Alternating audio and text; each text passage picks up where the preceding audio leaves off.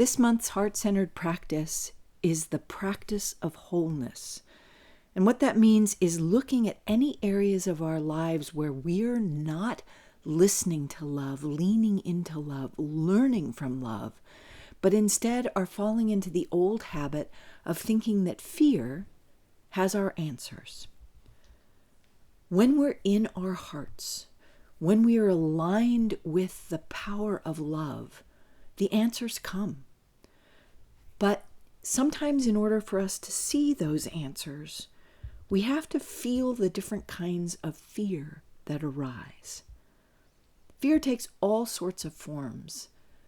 But one thing that's really useful to look at is whether it is an old fear or a new fear. It's still all fear, and fear isn't real. But the old fears feel different. They feel almost comfortable because they're so familiar. We've been harboring them for so long that they feel real. They feel like us. They feel like who we are. They're not.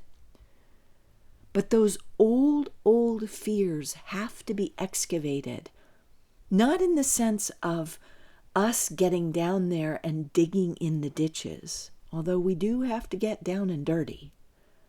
But what we have to get down and dirty with is inviting love in to do the healing. And that's actually the messy part, because the fear feels so familiar and so much like us that it's going to put up a fight of saying, I am you.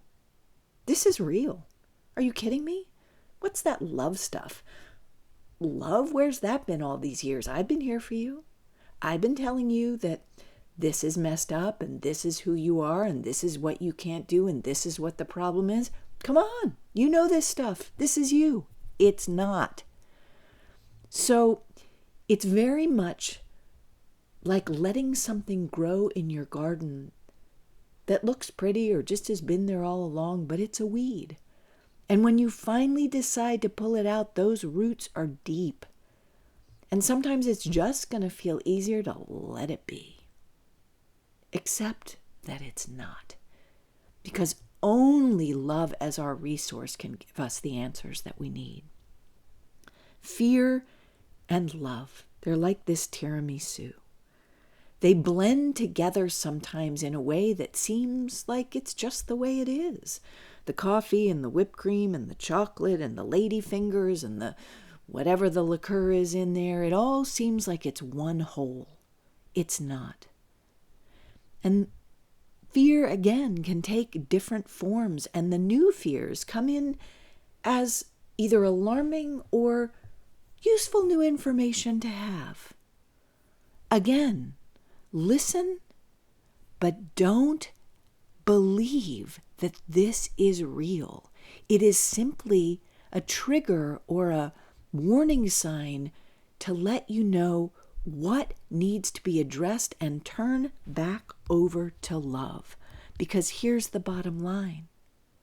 The only way that any of us can be whole, the only way that we can have holistic, healthy, healed lives is to turn it all over to love and live from our hearts, to live with love as our source and resource.